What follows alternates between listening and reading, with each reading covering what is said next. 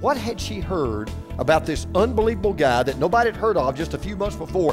What had she heard about Jesus that absolutely convinced her, there is no doubt in my mind, I can get close to this man and I can touch the hem of his garment? I'll tell you what she had heard.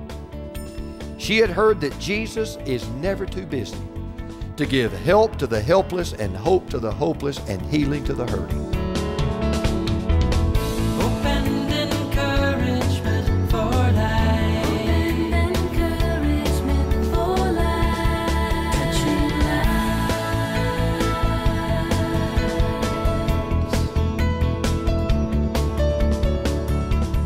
How many times have you and I been surrounded by people who just needed a touch? They just needed to know somebody cared. They just needed to know that somebody was aware they were even alive and even had a need, but we were too focused on the game we were playing to pay any attention. We were too wrapped up in our own lives to do anything about it. In the 5th chapter of the Gospel of Mark, Jesus encounters a woman who is just like this. She needs a touch. But more than that, she needs to reach out and touch Jesus. And he encounters this woman with a terrible disease that is sapping the very life out of her. The Bible says she has a continuous, that means never ending, a continuous flow of blood that is slowly but surely killing her. But by faith, she reaches out, she touches the hem of his garment, and instantaneously the bleeding is stopped and she's freed from the bondage of this physical sickness. And as we zero in on this story of this woman, which is one of my favorite stories in the Bible, I want you to keep something in mind. Every miracle that you read about always has two things for you and me, always. There's always a message to hear and a ministry to apply. When you find a miracle in the Bible, it's not just there just so you'll go, well, what a neat miracle, what a great story. Isn't that cool that Jesus or somebody else did that? There's always a message to hear and a ministry to apply. And so I want us to read this passage together, and then I want us to learn how you and I can be the hem of his garment and how we can be used by God to reach out to people who need a touch. Mark chapter 5, verse 25. And a woman was there who had been subject to bleeding for 12 years. She had suffered a great deal under the care of many doctors and had spent all that she had. Yet, instead of getting better, she grew worse. When she heard about Jesus, she came up behind him in the crowd and touched his cloak, because she thought, if I just touch his clothes, I will be healed. Immediately, her bleeding stopped, and she felt in her body that she was freed from her suffering. At once, Jesus realized that power had gone out from him. He turned around in the crowd and asked, "Who touched my clothes?" "You see the people crowding against you," his disciple answered, "and yet you can ask, 'Who touched me?'" But Jesus kept looking around to see who had done it. Then the woman, knowing what had happened to her, came and fell at his feet, and trembling with fear, told him the whole truth. He said to her, "Daughter, your faith has healed you. Go in peace and be freed from your suffering." It is an amazing story. Jesus is surrounded by this tremendous crowd, and people are pushing and shoving just to get a look at him. People are saying, I just want to be able to say to my kids one day, I saw Jesus. I want to be able to go back to my neighbors and say, you'll never believe what happened to me today. I saw Jesus. Parents were holding their children up way above their heads just so they could get a glimpse of Jesus. And in all this hubbub, and all this pushing, and all this shoving, nobody even pays attention to this one little woman. Maybe she looked like Mother Teresa. Frail, sick, weak, timid, shy, and gingerly but firmly she's pressing her way through the crowd with this steely determination. She's made up her mind, I am going to reach out and I am going to touch the hem of this man's garment. And when she does, the Bible says this incredible miracle takes place. And as you're going to see in a moment, it wasn't just a physical miracle. It was a spiritual miracle. It was an emotional miracle. Because this miracle is all about someone who was hurting, who simply needed someone else to offer her the only two things that hurting people are ever looking for. You know what those two things are? Help and hope. That's all. Hurting people are just looking for help and for hope. And this is what I want you to take out the door with you when you when you go to your home this morning. God brings us hurting people so that we can offer them help and hope.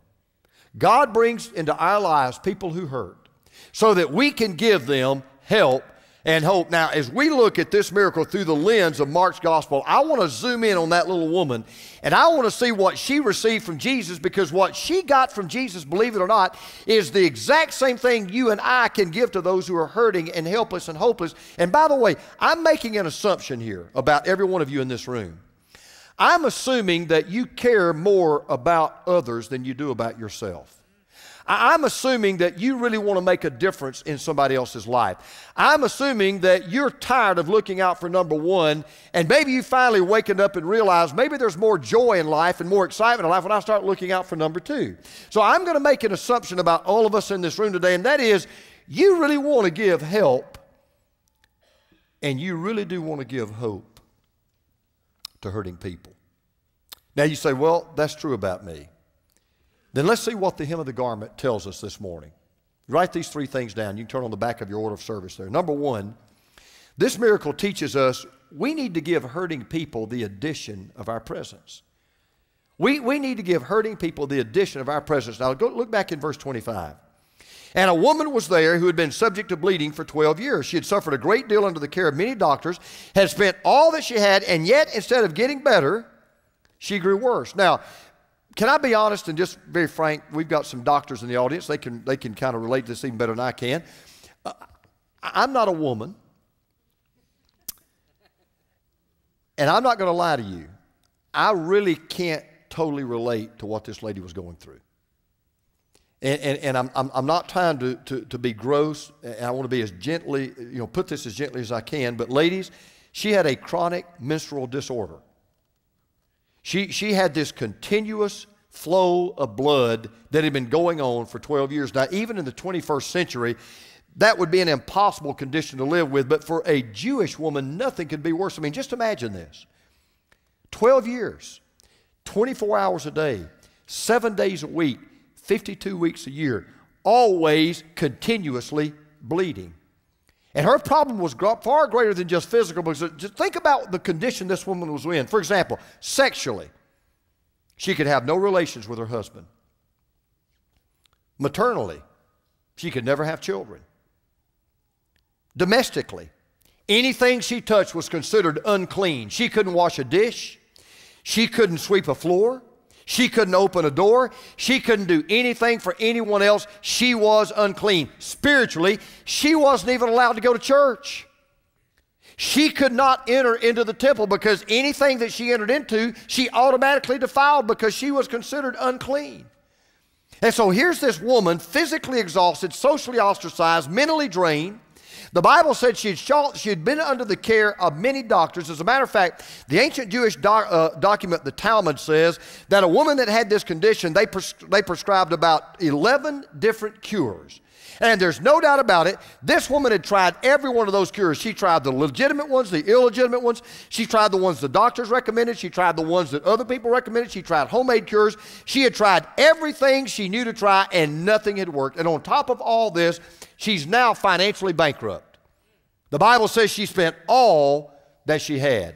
Now just imagine, all the money you spend, and now you're getting worse. You spent all of your wealth to get back your health. You've gone from doctor to doctor, specialist to specialist, and the only thing the doctors have relieved you of is your pocketbook. You're not getting any better. And listen to these words again. Yet, instead of getting better, she grew worse. Can you imagine? Not one day of relief, no recess, no vacation, no holiday.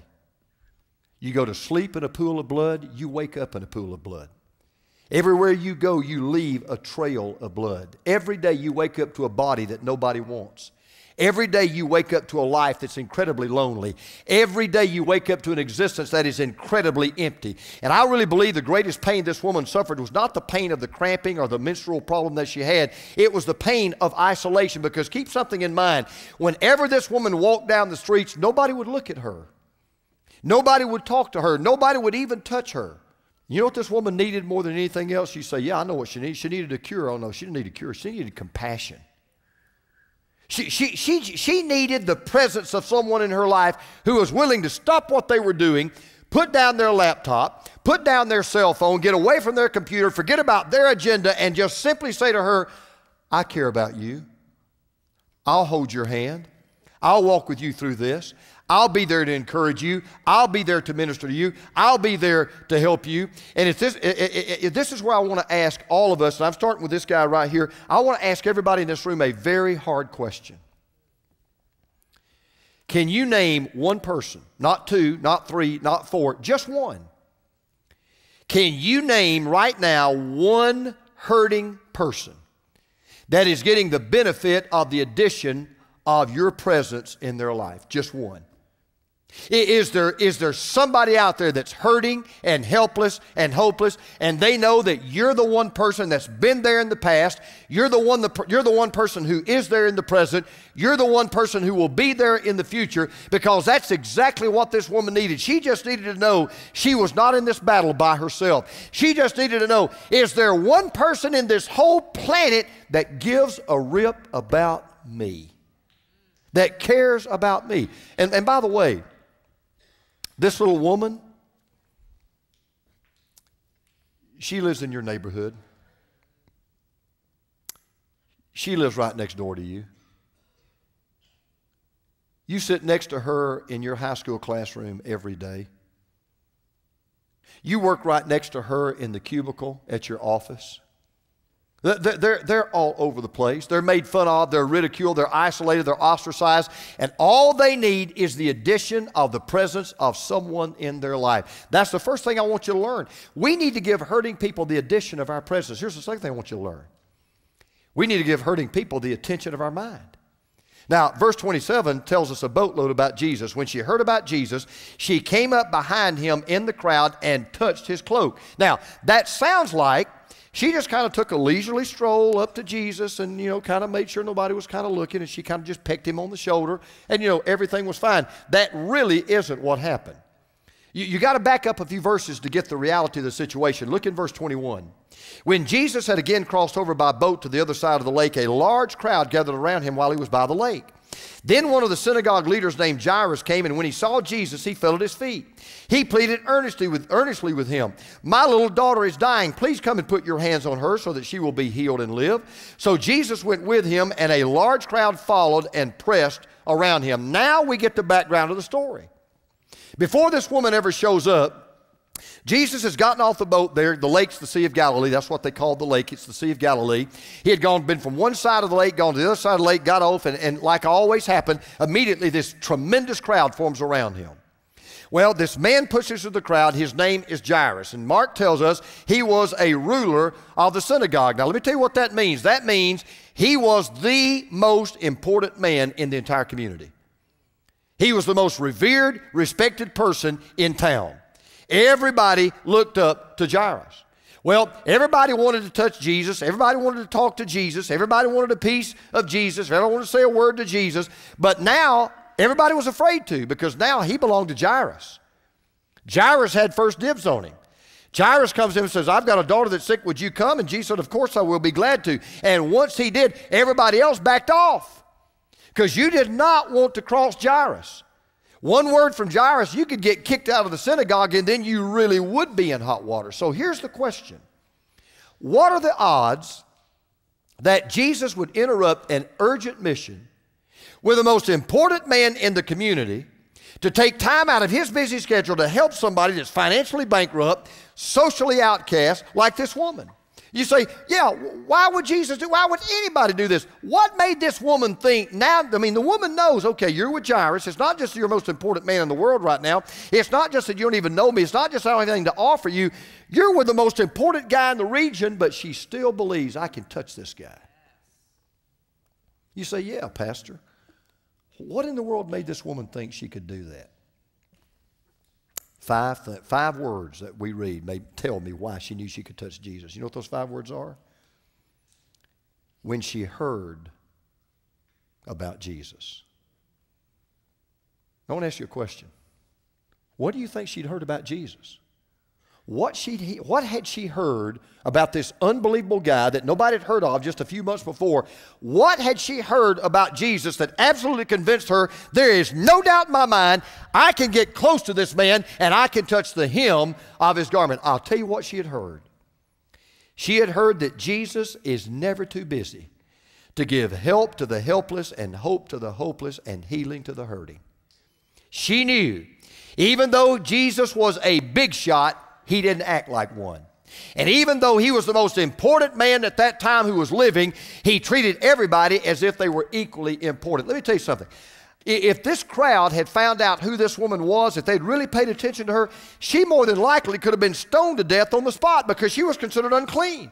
She was willing to risk everything, including her own life, just to reach out and touch the hem of his garment because she knew she would have his attention even in a crowd. I wonder how many of us get so busy we can't be a blessing. We get so wrapped up in our own agenda and our own stuff and our own cause. I wonder, by the way, can I be honest? I wonder how many of us look at people like this woman as if they were a burden we ought to avoid instead of a blessing we could experience. Now notice what happens when she finally gets to Jesus, verse 29.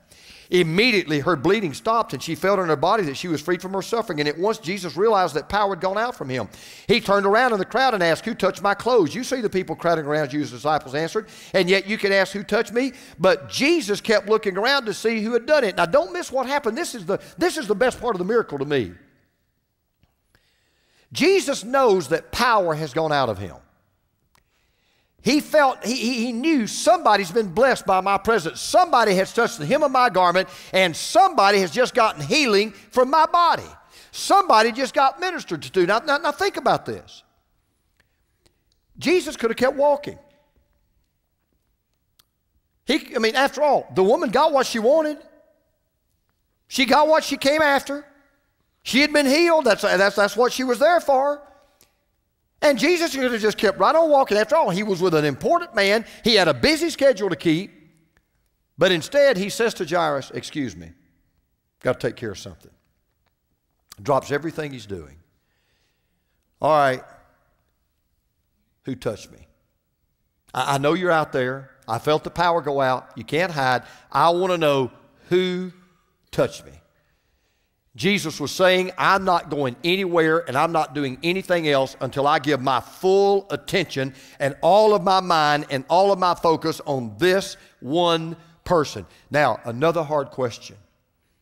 When is the last time you dropped everything else you were doing and wrote a love letter to a hurting person?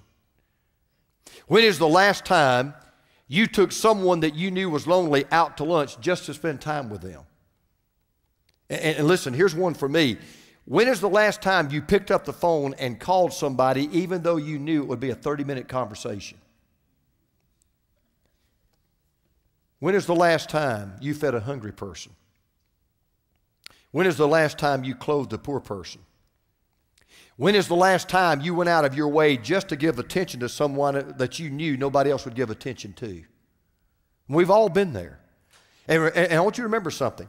Whenever a garment is touched, whenever a hem is touched, whether it's by the hand of an anemic woman in Galilee or it's the hand of a homeless person in Atlanta, Georgia, Jesus always stops. He never says, I'm too busy. He never says, I don't have time. He never says, what's in it for me? He never says, no thanks. He never says, let somebody else do it. Jesus always has the time to say, you are not unimportant because of what you don't have. You are very important because of who you are. And I want you to know right now, if nobody else cares about you, I care about you. That's what hurting people need. They need the addition of our presence in their life. They need the attention of our mind. And here's the last thing. We need to give hurting people the affection of our heart. Look in verse 33. Then the woman, knowing what had happened to her, came and fell at his feet, and trembling with fear, told him the whole truth. He said to her, daughter, your faith has healed you. Go in peace and be freed from your suffering. Now let me tell you something you're going to be glad that I did for you, okay? You would not know what I'm about to tell you if I hadn't done my homework, so you be glad I did my homework.